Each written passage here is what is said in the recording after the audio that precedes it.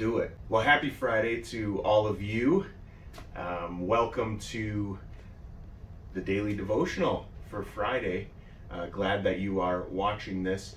Really quick announcement for you. The Solid Rock Youth Group newsletter is being sent out today.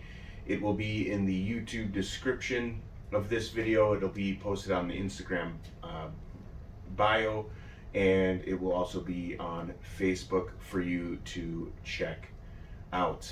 And there's some pertinent information in there for you, so make sure that you check that out. My son Clayton, when he was born, we noticed that he had a V shape on his forehead. It was kind of this red V, and it was really cute because every time that he would poop, he would he'd be pushing, and you would see this red V just kind of really show through, a really vivid V. And it was always this identifying marker of him. And in fact, even today, you can still see the V. If you look closely at his forehead, you can see this red V on his forehead. It's kind of an identifying marker of his. It's like a birthmark. But there's also identifying markers that all of us have that aren't necessarily physical. We have personality traits. We have characteristics about ourselves. Some of us are prone to hospitality. Some of us are prone to words of encouragement and discernment and gifts that God has given to us in that way. And we also have failings that we are prone to as well, that often are identifying markers. Some of us are prone to lying. Some of us are prone to stealing or lust.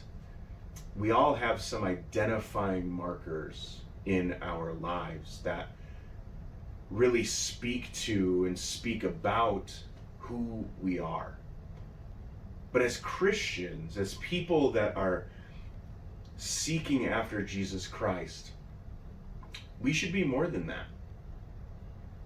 We are called to be more than that. We are called to a single identifying marker of what it means to be a follower of Jesus. And Jesus actually gives this identifying marker to his disciples in John chapter 13, verses 34 and 35, when he says this: "A new command I give you, love one another.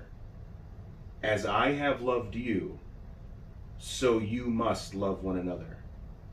By this everyone will know that you are my disciples, if you love one another." If you love one another, people will know that you are my disciple. People will know that you are a follower of Christ when you love in the way that Christ loved. And how is it that he loved? He loved by being a humble servant. He loved, he exemplified love by washing the feet of the disciples. A rabbi would never wash the feet of his disciples. This rabbi did. The creator of the universe became human. He became human to the point where he understood sorrow. He felt sorrow. He felt pain. He knew what it was like to be hungry. He knew what it was like to be thirsty. He also knew what it was like to be tempted. He exemplified his love in that way by becoming a human, by becoming a man. But then the ultimate form of selfless love, the example of selfless love that we see, is him hanging on that cross, completing the mission that he came to complete, which was the redemption of sinners. Completely selfless. A selfless and humble love. See, if we're going to call ourselves followers of Jesus, if we're going to call ourselves Christians, we need to love one another in the way that Jesus loves us. That's the command. That's the command for you, and that's the command for me. And that applies in every area of our lives. That applies personally with what we're filling our minds with what we're watching, with what we're participating in. That extends to our family members and the way we treat them, the way we talk to them, the way we act with them. It extends to our friends, to our peers. It extends to our community. And the question for us today, moving into this weekend and as we keep moving through this pandemic, how am I loving others the way that Jesus loved me? The identifying marker in your life ought to be loving others the way Jesus loves you. May that be your identifying marker. May that be my identifying marker. And as a community of faith, may that identify us.